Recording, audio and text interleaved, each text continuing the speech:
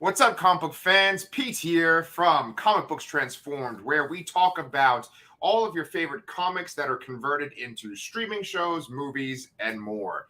I've got my good friend over there, Mr. Brian Corshair. Brian, are you ready to talk about She-Hulk and the Sandman? Yes, I am, Pete. Awesome. I usually ask you this question when we have like a twofer. Is there one that you are more excited to talk about than the other? I'm gonna say Sandman. And I have to preface that by I am a longtime comic fan that has never read Sandman. I'm about 2 issues into it now, and I've watched 3 episodes of the show. So doesn't give me much credibility here, but I'll do my best. Yeah, I'm very interested in the show, and I can't wait to watch more. Honestly. Yeah, hell yeah. Okay, well then let's explain to everybody that we are covering She-Hulk Attorney at Law episode 2, and then we are going on to Sandman episodes 1, 2, and 3. We understand that Netflix dumps all the shows at once, but we like to take our time and just talk about individual episodes. So we're doing She-Hulk first because we always cover the MCU Disney shows first. And tonight we are talking about the episode entitled Superhuman Law. So Brian, did you like this episode as much as the previous episode? Did you like it more? Did you like it less? What's the dealio? I would say it was a little lesser than the first episode. I enjoyed the first episode more. It's definitely still entertaining. I didn't laugh as much as I did in the first episode, I'd say. Yeah. I think, but it was more of a setup-y episode. You know, not every episode can be, like a nonstop action or laugh fest or whatever. You know, so I definitely think it picked up more in the second half of the episode, though. And they there's a couple interesting developments in the back half of the show as well. Yeah, I completely agree with you. I think that the first half of the episode was kind of reminded me of what I didn't like about the first episode. And just as a reminder to people, like the issues that I had with the previous episode was I felt like some of the jokes were sort of like low-hanging fruit jokes, or it's kind of like, oh, this is the obvious joke you're going to make. I also felt like in that first episode, there was a lot of like, oh, all men are misogynistic, or, all men are jerks and women are nice, but like men are the problem. And I just want to make sure that we understand, like, I'm not one of these kind of trolly guys that are just mad at the show because it is a show about a female character. I think that I can still criticize the show, regardless if it's about a woman or a man. Right. So, yeah, I think I was a little more, I'm a little more of your opinion in this time around than I was last time. I was kind of giving them the benefit of the doubt. But you're right. They're taking some very, very generic males are bad stereotypes and flooding the show here to for whatever effect that gives. Yeah. Like right in the very beginning, Jennifer Walters goes into this bar. I'm assuming it's like a lawyer bar, and they're celebrating because she's kind of come out as She-Hulk, and it's a big deal.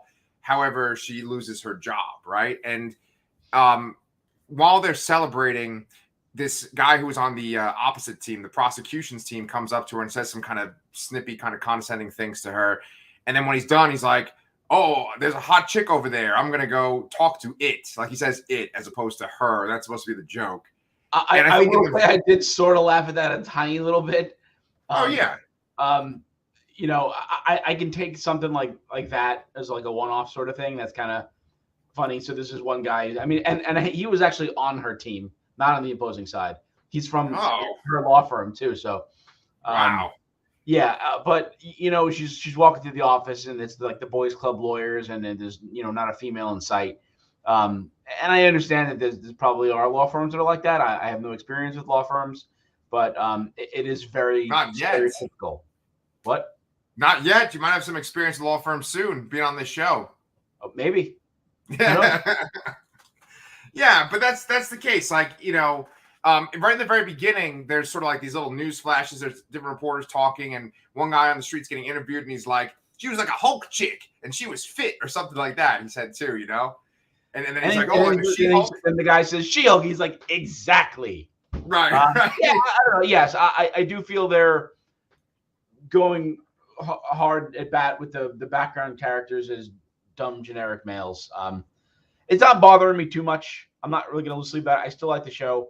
I'm still mostly fixated on Tatiana Maslany's performance here. I still find her incredibly charming in this role. So that's kind of carrying the show for me still. Yeah, yeah. I mean, I said in our notes that basically once they moved on to the second half, kind of like what you were just saying, the show really picked up for me. Like essentially, once we figure out that she is going to go work for another law firm and that she's going to be representing superheroes, the show got a lot more interesting. I had said this in our previous episode that she was so confident in episode 1. She was like doing everything the Hulk could do, but better, right?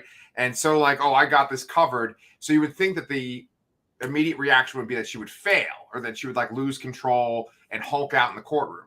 Well, now we can actually see that it's not that she fails and Hulks out, but it's that she just is automatically just seen as a superhero now and as She-Hulk, and they don't appreciate her human side. And so I think that that's actually a really interesting dynamic, and I don't even know if that has ever happened in the comics, you know? Yeah, that's a good question. I'm not sure either, but yes, I do agree. It is an interesting dynamic. She doesn't want to be a superhero. She wants to be a lawyer, and the world's not letting her be a lawyer.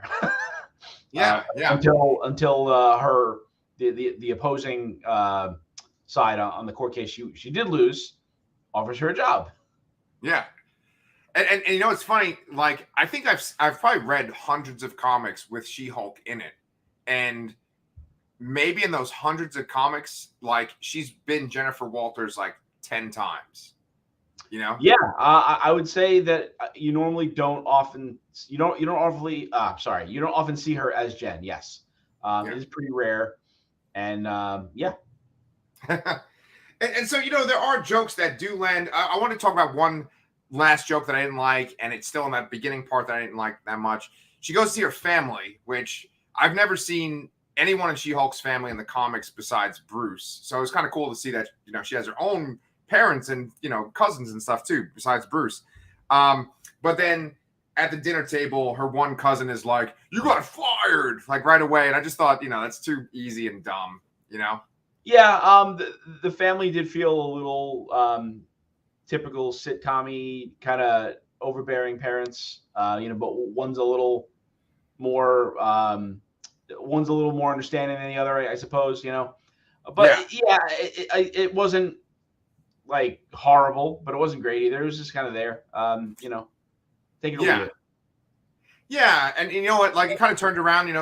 They had a good man in it. The dad, he was kind of aloof in the beginning, but then the dad was played by the guy from Perfect Strangers. You watched that, right? No, that's who it was. Wait. Yeah, not Balky, the other one. Cousin Larry Appleton. Cousin Larry. That's right. Oh my! I knew he looked familiar. Oh man, I should have picked up on that.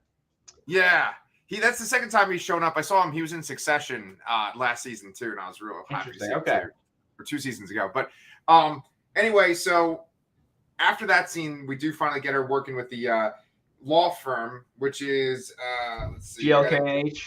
Oh, look how good you are! Yes. I'm reading your notes. I didn't remember that. Oh, okay. Well, Holden Holloway is her boss there, her new boss, and he basically says to her, you can work here, but you have to always be She-Hulk when you're here. You have to always be She-Hulk in the courtroom. And it's this concession that she has to make basically to be a lawyer because no one else is going to hire her. And I actually like that Holden Holloway character. I don't know if he's probably from the comics, but he kind of makes this comment of like, I never joke around. And he's just like super serious. And I appreciated that joke. Yes. Yeah. The dry-witted straight man is always a good addition to comedy shows. So. Yeah. Much like Cousin Larry. Yes. Yeah. The straight man. Yes, exactly. So let me ask you this. What do you think about having the Abomination be her first client? Do you like that? Yeah, why not? I think it sets up a good conflict of interest, much like she says initially. I really liked the scene where they met. It's great to see Tim Roth on TV again. I used to watch that show Lie to Me on Fox. I did like that show a lot, but it was surprising to see him more kind of kinder and aloof.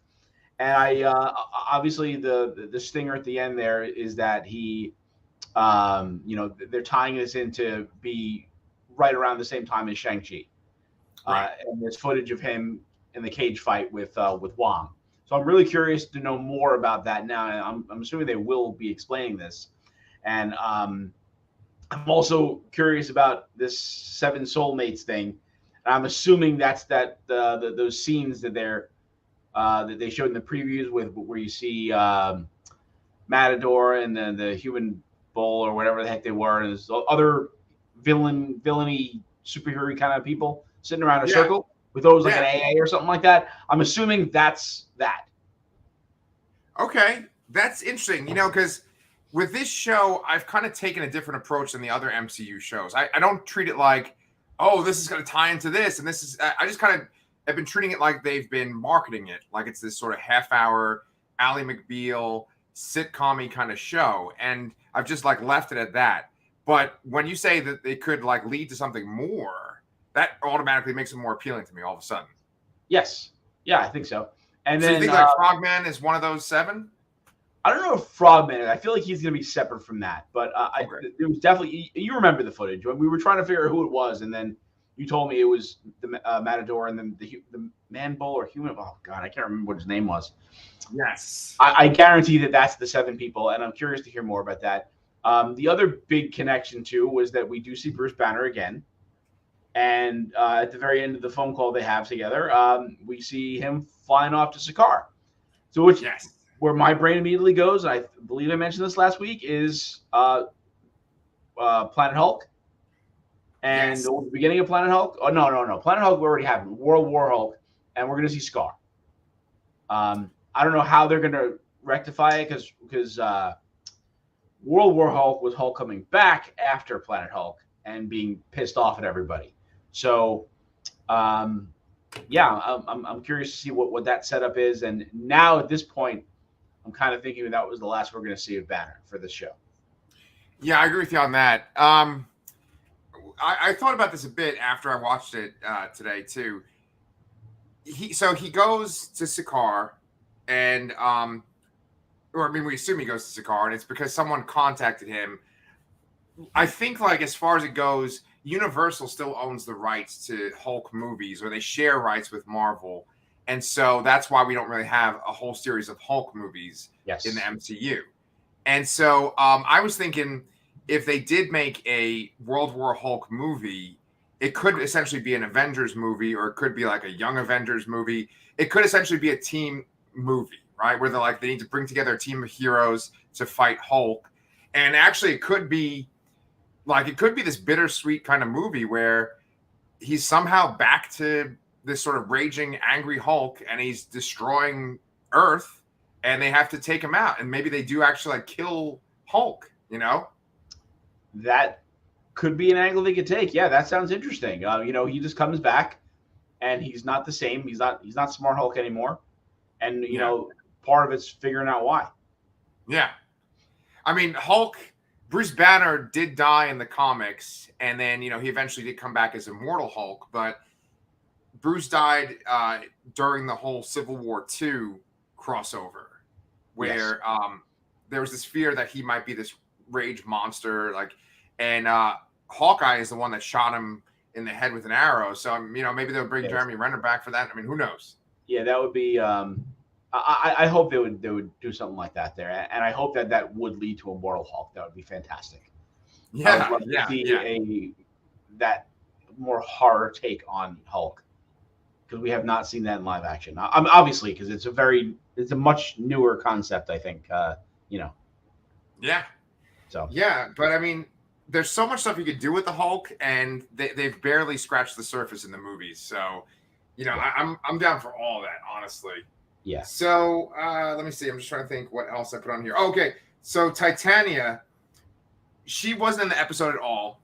And yet, what's her face? Jamil, they have like this viral video of her putting up posters. Did you see that video? I haven't yet, no. Okay. Yeah, there's posters obviously like in New York of She-Hulk, Attorney at Law. And so she was kind of dressed up like Titania a little bit. And she was going up and like putting posters over it of Titania, So that's kind of cool. Yeah. But, she was curiously absent. I Yeah, I guess they said that she was trying to escape from some traffic tickets, and that's why she was there. So I don't know if she'll be back or not. I hope so. I mean, it would be interesting. I mean, that's a.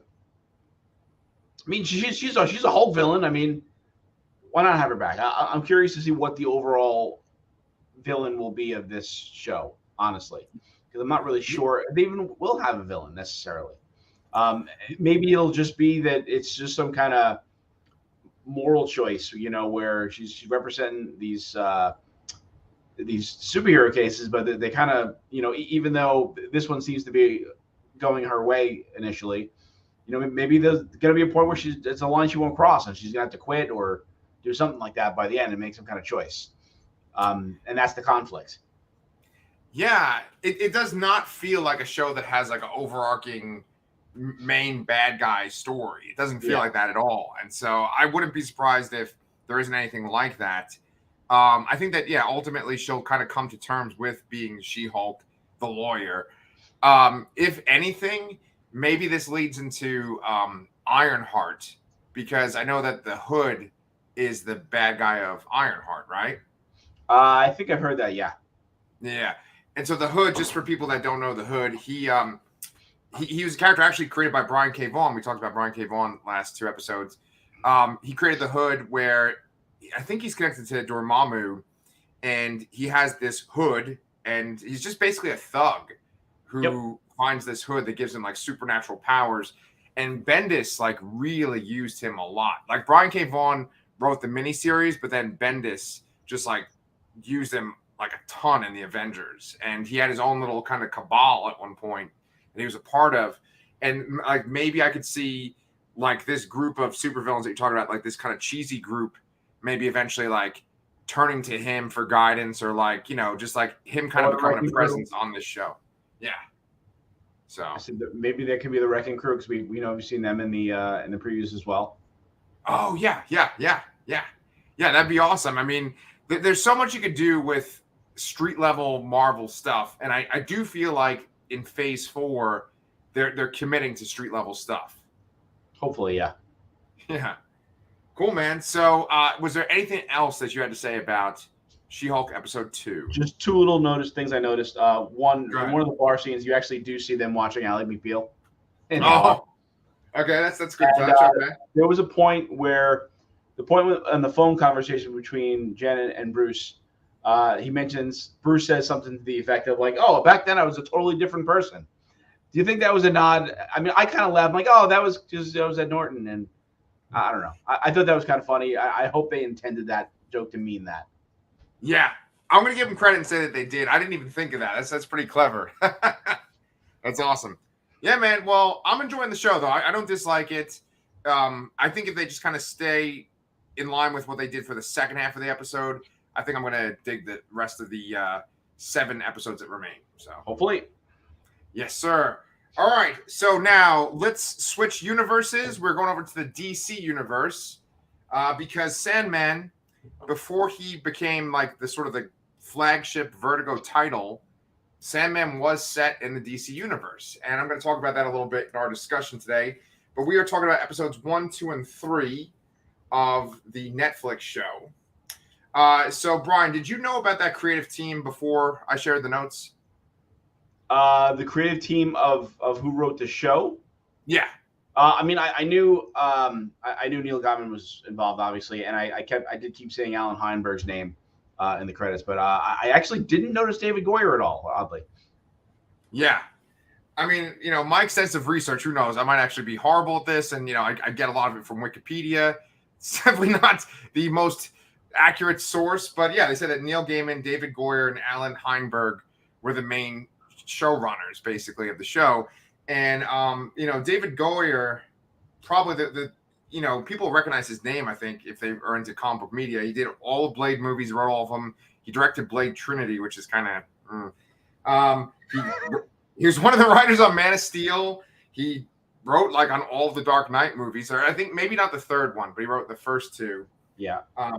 And then he's written for the story for the Hellraiser reboot that's coming on Hulu. And there's also a Masters of the Universe live action movie. And he Oh, wrote that's the. one of those movies that's never coming out though. Hey, you said that about Black Adam, man. So Yeah, I did, but and then my next two on my list of movies that'll never actually come out are Masters of the Universe and Thundercats. They're never coming out. okay. Well, let me ask you about this. Did you see the tweet today where they were saying that Warner Brothers can only afford to put out 2 movies for the rest of the year? Did you see that? No. I mean, I don't know if it's complete bullshit. I'm kind of painting myself as this sort of inaccurate, source of information here. But I saw a tweet today. It seemed like a reputable source, and they were basically saying that there's this one movie called it's like Goodbye, My Darling, or something like that. It's directed by what's her face that she was in Tron Legacy and Olivia Wilde movie. Yeah. That thriller that she made that has Florence Pugh in it and Black Adam are both put out by Warner Brothers, and they're saying that those are the only 2 movies that Warner Brothers can afford to release for the rest of the year. Interesting. I mean, it could be that people are just kind of reaching to explain why they canceled so many things. The tax write-off thing seems kind of suspect still. It seems like such a loss. Like, it doesn't seem like you can get that much back as a tax write-off because that's all they've spent. Like, it just doesn't seem logical. So maybe that's the reason why. They're going hard right now trying to keep subscribers on HBO Max. I know there's like some deal where you can pre-buy a year for 40% off. I think you have to be a new customer though, which kind of stinks. Otherwise, I might do it. And, they did just push back Shazam and Aquaman to further into next year. I think Aquaman's gonna be next Christmas or holiday, and I don't remember when Shazam is. It's later in it's mid-year, I think. Shazam's like March, I think. Is it March? Or was it March, and now it's further? No, Aquaman was March. They pushed that to Christmas, and then Shazam is March now. Well, when was Shazam supposed to come out? That wasn't this year. Yes, it was supposed to be Black Adam, and they were going to have 2 movies, Black Adam and Shazam. Okay, so I mean, maybe that's the case. Yeah. Yeah. So, I mean, I don't know if we ever discussed this in any of our previous episodes, but the guy that took over Warner Brothers, he's the guy that turned Discovery into all those kind of cheesy reality shows. Yeah. And I saw yet another thing today, another article where they were saying that like he's essentially like getting rid of diversity and trying to appeal to the middle America. And so that does kind of worry me. DC and Marvel, for the most part, the 2 gigantic franchises, they've kind of almost been opposites a lot in the past decade or 2. And, obviously like Disney and stuff, they kind of get painted as this kind of woke thing, right? Like that's the big stigma of Disney. And then like so much of DC seems to be wrapped up in this sort of Snyderverse bullshit. And so I do worry. I don't want them to sort of make kind of bland, generic movies since they have such interesting characters of all different ethnicities, genders, like I don't want them to kind of mainstream DC as much as possible. You know what I'm saying? Yeah. Well, I mean, I don't think they did they there was Blue Beetle and there was another movie. I don't think they're outright canceled yet though. Yeah, I don't think Blue Beetle's canceled, and I would be actually really upset if they canceled that because I actually love the actor that is going to play Jaime Reyes. Oh, is that the same guy's going to be in Transformers? Is it Anthony Ramos or no? No, it's this guy that is the main character in or one of the main characters in Cobra Kai. Okay. Oh, yes. Okay, I knew that. Yeah. And is the other movie Supergirl? The Supergirl is going to be in Flashpoint. Well, Flash. I don't. In Flash, yeah, Supergirl is going to be in Flashpoint. Yeah. But is that the other movie that I think they said that wasn't necessarily canceled yet? Yeah, well, the Flash is definitely not canceled. Well, no. The Supergirl. This would be a Supergirl movie featuring that Supergirl from Flash. Oh, I thought maybe that was the other movie. Maybe I'm wrong. Yeah, everything is so in flux and stuff, and it's kind of funny because I was going to use that as a segue. Because this Netflix show, this Netflix Sandman show, it's real interesting because, like, first of all, Netflix is notorious for canceling shows right after that first season. And, there's just the idea of they approve something, they make it, and then they just stop making it. So it's like, are they going to make more of this? And then on the other side of that, there's a lot of like gender swapping for this. There's I guess they call it race swapping or whatever it is for this too. In some cases, like characters are both gender swapped and race swapped or whatever. And honestly, I have no complaints about any of it. Like they have John Constantine. By the way, that's the way you call the Hellblazer version of the character is Constantine. And it's a woman, and I'm totally okay with that. See, I have some words on this. Go ahead. I know this is getting ahead of ourselves because we're, that's like the third episode there, but whatever. Yeah. I think Jenna Coleman is absolutely fantastic as Joanna. Yes. I think she's perfectly embodying a female John Constantine. At the same time, though, I wasn't expecting it. I knew she was cast as it, but I didn't think they were literally making her take the place of John. I thought it was just going to be they were going to use this character instead in some other way. So it kind of blindsided me. And it, like, the second I saw Astra, I'm like, wait a second. And it kind of bothers me a little bit because I do love John Constantine and Constantine. God damn it. Just call him whatever you're comfortable calling him. It's all. I'm going to say Constantine because that's what every time I've phrased it in my head, I've said it like that. And that's, every time I've heard it like that prior to this episode. I just love the character and I just want more of it. You know, I know they've taken 2 swipes at it with live action to mix results, but I don't know. I just want more of that character, and I don't. Not that I don't want this character necessarily, but it would have been nice. It would have been nice to see. It would like imagine it was John Constantine in here. Wouldn't that have been more exciting potentially to see that, like to connect it? Because you're right. The comic is connected to the DC universe. I mean, when he's looking for his tools, they say the Justice League has the Ruby. They show Batman and Green Lantern. I think it was Batman and Green Lantern. Yes. So it would have been nice to have more of John, but like I said, Joanna's pretty great, honestly. Yeah. She's playing the role, and Jenna Coleman's playing the role very well, I think. But it's a mixed bag for me. It's just so funny to me because, like, we're talking about Sandman, but boy, are we going really into Constantine right now, right? And the thing is that the Hellblazer comic is so very like intimate to me. I love that comic so much, and it's one of those things that it feels like not everyone has their hooks in it. It's like I can kind of appreciate it, and it's like my thing. And it's there's a Constantine movie that's like Keanu Reeves, and many people have seen it, but I still feel like they don't know that Constantine comic from Vertigo. And it sounds like you've read, like, have you read a bunch of trades of it, or? Yeah, I have a bunch of trades. I have not read all of them. I've read some. I don't exactly remember where I left off, but I actually enjoyed the NBC Hellblazer show. Oh no, it was Constantine. It was called Constantine. Yeah. Yeah, it was. What's that actor's name? I enjoyed Matt Ryan's take on the character. I get it was more. It was more of a cleaner take on him, I suppose. More colorful, right. I suppose. Less gritty, which is surprising because they make everything super gritty all the time and everything else. Yeah. Maybe a more sanitized version is what I should be saying. But I feel like maybe the show could have gotten closer to the comic version that we love, Right. Well, like what I was saying was that, like, I feel this affinity towards that particular character in that story because you really like follow him for like his life, and you feel like you're his friend in the comic.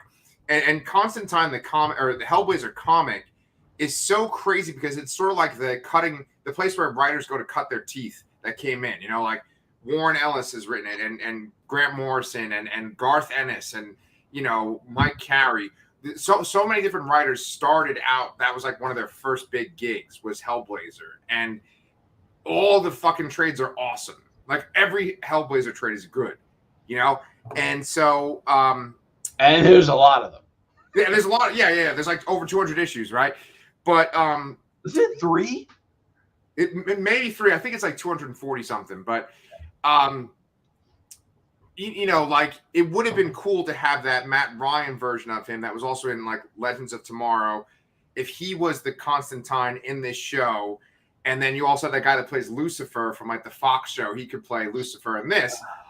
Yeah. It's just the thing of like, that's the problem with talking about this shit is it just becomes like, well, why can't fucking what's her name from Game of Thrones? What's the actress name?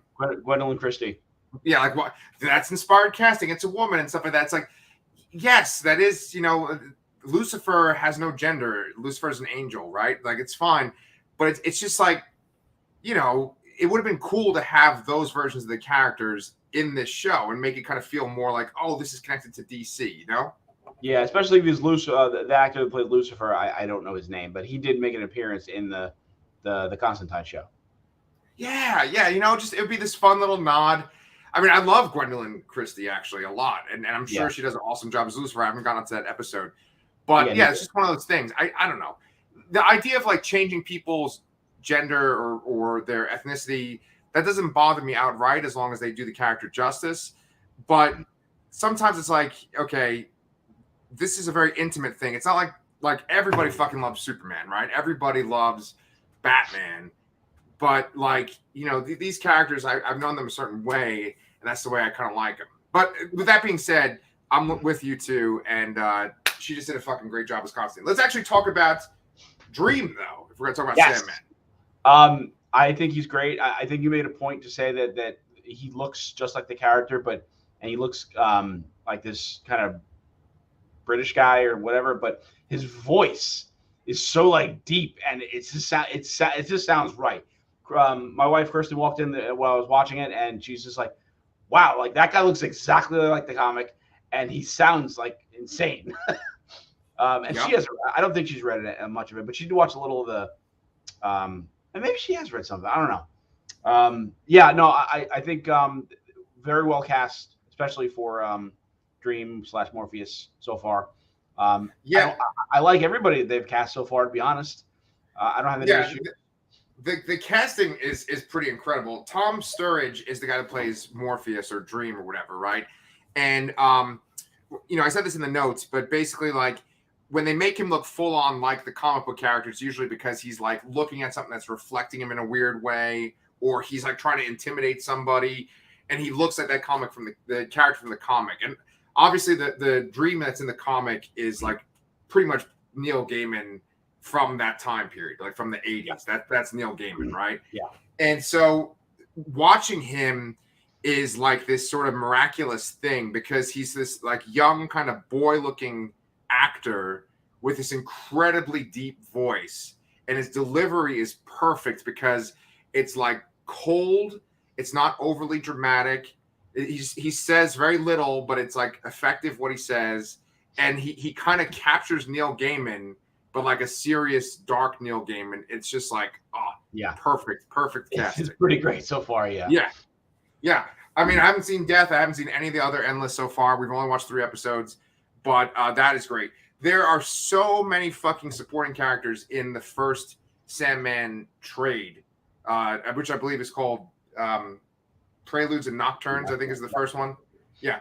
And, you know, like you have fucking Charles Dance is the guy that captures him in the beginning, right? Roderick Burgess. I mean, Charles Dance, just him in anything just makes it better. Yeah. And it's funny too, because I watched the first episode right around when House of the Dragon was premiering. Yeah. I haven't watched yet, but you know, opening scene, you see Dream's castle. There's a dragon on top of it. It's a house, and you see Charles Dance. I'm like, I feel like I'm watching Game of Thrones anyway. Yeah, right. I don't know when I'm getting around to House of the Dragon because Sherry and I actually just started this other show called The Rehearsal. Have you seen that? I have not. Have you heard of it though? I don't think I have. No. Oh, have you ever watched Nathan for You? Sometimes. I know a little bit. Okay, that's another HBO Max thing. It's really good. It's worth checking out. But you mentioned the castle. That's one thing I want to give praise to is that there are a lot of shots in this show that are like super comic accurate, and they just really capture like the wonder of the comic. Like when they show the realm of the dreaming, it's like, holy shit, that's what it looks like. Especially like the wall to get into the dreaming. Yep. Fucking ridiculous. Yeah. Love it. So yeah, let's talk about some of the other actors. They also have David Thewlis. I didn't even know David Thewlis was in the show. I didn't either. I was like, wait a minute, I know him. Yes. Once again, just another guy. Like if he's in something, it's automatically better. Yeah. And so in the comic, I guess you haven't gotten up to the part with him and the Ruby, right? No. I forgot her name. What's his mother's name? She's got a weird fucking name. Let me look it up. It's a very old lady sounding name. Like right. I'll find it. You make your point. I'll find her name.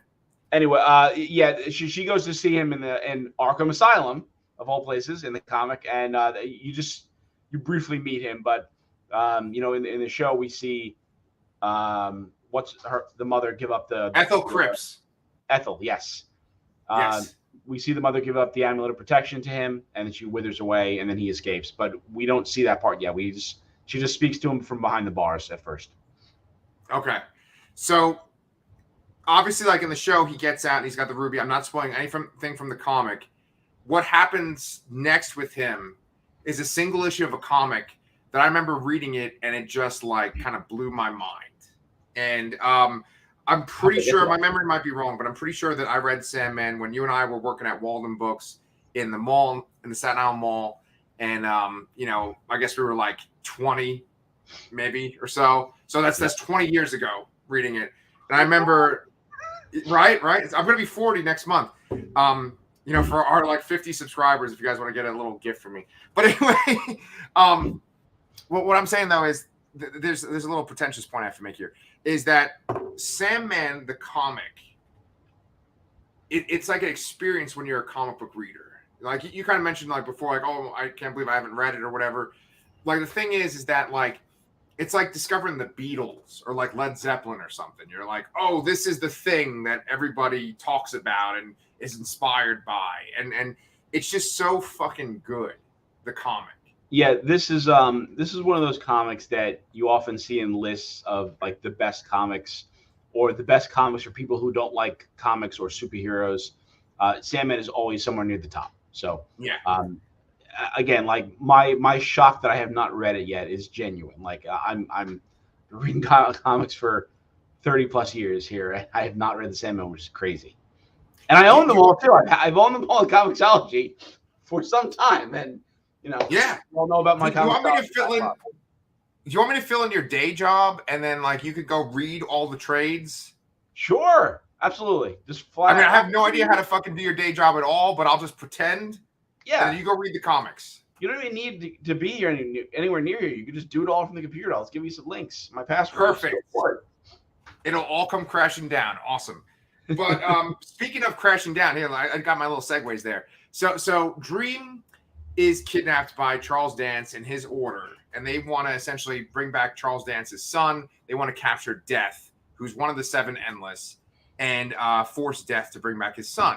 And so the first episode is pretty much like the first issue of the comic, right? I haven't read that in a while, but it's pretty much the first issue. It's pretty much one for one for the most part. Yeah. And so, I mean, that first episode is so great, but really the second episode, I felt like that's where, I mean, I really enjoyed the first episode, but then the second episode, I was like, oh, they're going for this. They're not fucking around with this. Like, one of my very favorite things in this show so far was when he started to gather materials to like summon the fates. That was so good. Well, I mean, one of my favorite things I think I've seen is when it showed the guy in a dream, like on a horse and carriage, and then like Dream's hand just comes down and scoops up a crossroads behind him. Like imagination. It's like, I feel like we haven't seen shit like that in a movie or a TV show in a while. Yeah, it was almost like something you'd expect to see when in like Inception or something like that, or maybe even Doctor Strange or something like that. But yes, you're right. Like, I feel like I haven't seen anything high supernatural with that kind of effects behind it. I know there's TV effects in it, so it's not like super crazy movie level, but it's still really good. Yeah. With Sandman, I can't really remember like the mythology so much, but there's kind of the illusion of like that we dream, but he's kind of like the caretaker of our dreams, and he can like take things from the physical world and put it into dreams. And he can like just make things in dreams too. But I've always liked the idea. I believe that like our dreams are essentially just like the information that we record while we're awake, and there's so much stuff we're processing, and we process it while we're asleep. And I just like the idea of like this guy going and like collecting stuff from our dreams to make tailor-made dreams. I think that's so cool. Yeah, it is definitely cool. It's one of those kind of abstract ideas that you on paper may not seem that interesting, but when they explain it in such detail and it just sounds so mysterious and full of wonder, sort of. And so far, I'm absolutely like hooked on both show and comic. So, yeah. What did you think of the fates, the 3 fates that he meets? That was pretty cool. It was pretty close to what the the comic had. The comic portrayed them 3 and 1. Even a lot of the lines were just ripped straight from the comic. You had the young one, the middle-aged one, and the older kind of more traditional hag. And like the questions, like that conversation was like word for word the comic, which is great. Yeah. They've always talked about making this into a show a movie since like 1991, and now they finally made it into a show. And it's kind of amazing because I just didn't think they would make it this like close to the source material and as good as it is so far.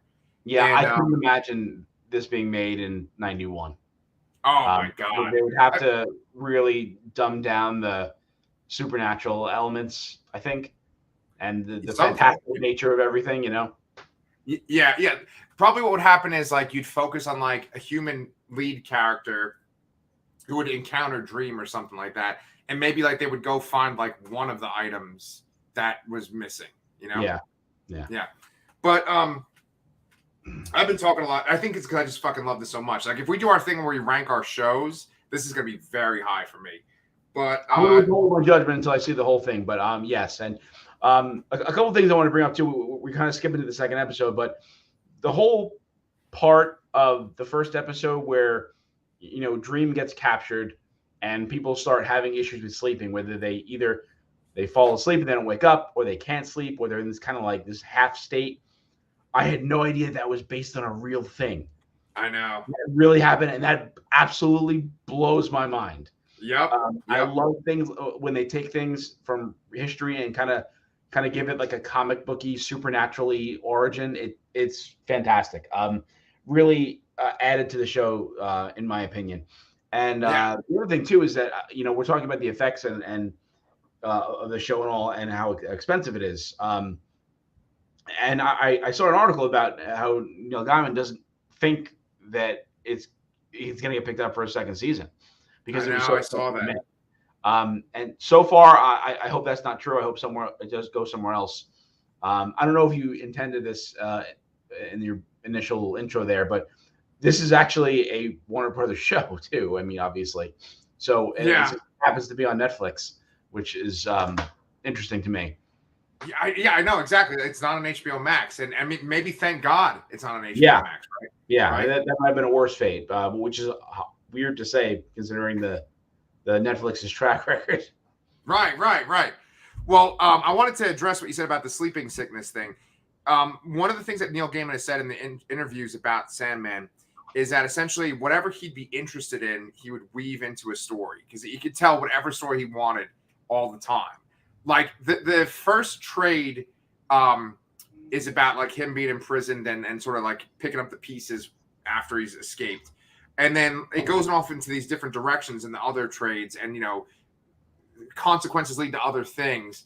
But it's not like the whole book is about him recovering stolen items and stuff like that. There's just way more to it. And Neil Gaiman just makes these random stories, and he talks about all different things, all different kinds of mythologies, and it's really interesting. I'm assuming that when he was making the Sandman comic, he did think about that particular illness that you were talking about, because he thought, oh, this is a great framing material. One thing I wanted to bring up too, and I didn't put this in our notes, is that people might not realize this, but Sandman was a superhero originally. The original version of Sandman is just like the original version of The Flash and the original version of Green Lantern, where the very first version people aren't familiar with because it's the Golden Age version. And in this case, all three, like Flash, Green Lantern, and Sandman, are all in the Justice Society. who with Justice Society are going to be in Black Adam. And Brian, I know you know all this, and it's probably like, yeah, Pete, shut the fuck up. But just for our viewers, the Sandman, the original Sandman, is Wesley Dodd, and he had like a gas mask on, and he would like use like sleeping gas to make people go to sleep. And so that gas mask is the inspiration for Dream's helm that he has. Interesting. Yeah, that is ringing more of a bell now. I did forget about that character before you just mentioned that there. So that's that was news to me, sort of. Yeah. Everyone's so familiar with like the Silver Age version of every character, and in this case with Dream, it's like he's like the Bronze Age or whatever the fuck, the 80s version of the character.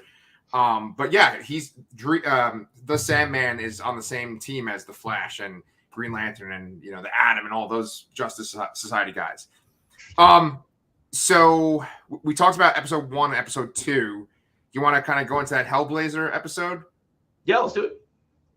Okay, so you said that you really liked Jenna Coleman's performance and you liked the fact that it was Constantine. Like, why did you like her performance? It's an interesting take on it. I feel like she is trying to be that more of the comic version of John, which is a little bit darker. They actually show a little bit more of the origin, I think, with and the whole summoning, what happens to Astra. I don't remember ever seeing a hand getting cut off, but that was I think she's just playing it. She's playing it well. I guess I can't put it into words. I don't know. I liked it. No. One of the like definitive character traits of Constantine and even Constantine is because I think like the DC version of Constantine is like the one that was around in the New 52, and he's like on Justice League Dark and stuff. Either way, it's that he uses people. Yeah. And that he like has his own particular means that people are means to an end for him. Yeah. And like pretty much everyone around him, especially in the Vertigo Hellblazer comic, like everyone around him has horrible things happen to them. They have horrible fates. And that's like the first one. That's like the main bad one. Is that little girl just getting sucked to hell. Yeah. And I just thought it was really gruesome and graphic. And I thought it was really well done. I like that, like, that's where Dream finds her in that nightmare. Because it's like, of course he's going to find that. What I really liked was she goes to that church and she's with that priest. And the priest is sure that someone is possessed. They think it's the princess, like the royalty or whatever. Yes. But it turns out it's the soccer player that she's with. And even the way that like the demon comes out of that soccer player is like full on horror movie. Yeah, like gross. That felt very much right out of Hellblazer comic. Exactly. And so, just the fact that Johanna Constantine made that choice of like, okay, I'm going to pretend to be the priest, and she's doing the ritual, and then she's like saying the stuff for the exorcism, during the wedding ceremony. I just thought that's pure Constantine right there. Love that. And then just even the way that Dream interacts with her is so good because she's worrying about this demon and all this kind of stuff. And then Dream just shows up out of nowhere and he starts to help her. And that's a big thing in the comic is that Dream is like so cold and so kind of ruthless, but then you see that there is like a little bit of kindness in him too. Yes. And you can see that with the mercy that, that he essentially helps or puts down. What was her name? Was it Ruth? Oh, no? Yeah, Constantine's ex-girlfriend, basically. One of his, yeah.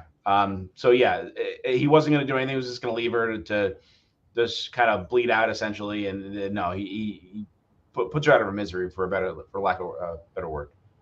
Yeah, and he shows that mercy too, that kindness too. We didn't even mention Cain and Abel. Cain and Abel are in the second episode, and they're in the Sandman comic throughout. Cain is always murdering Abel throughout the comic. He goes and he takes their original gargoyle, Gregory, and converts it back to dust so he can use it for his power. And then he gives him a new gargoyle later on in the episode. So it's just like little things like that happen throughout the whole comic, The interesting thing is that hasn't happened in the comic, or it didn't happen that way in the comic. So he takes like a contract or something like that for the power from them, and he doesn't Mhm. take Gregory. And Kane gives Abel the egg for Irving rather than Dream. So I'm kind of Oh, curious why they chose to do that way. But maybe something else that happens to Gregor that I don't know yet in the comic. yeah, maybe. I honestly I don't remember because like truly when I read it, it was like I was 20 years younger, you know. Um, and then besides that, we didn't really talk about Lucian either. There's all these characters that are in the Dreaming, and we're gonna meet even more in the show as we go on. But Lucian is sort of like his advisor, his like number one person. In the comics, it's like a white guy, and he's got like kind of pointy ears. Lucian has pointy ears, but it's like a British, a black woman, and she's fantastic as Lucian. She's captured the character there. She's Yep. obviously caring about Dream.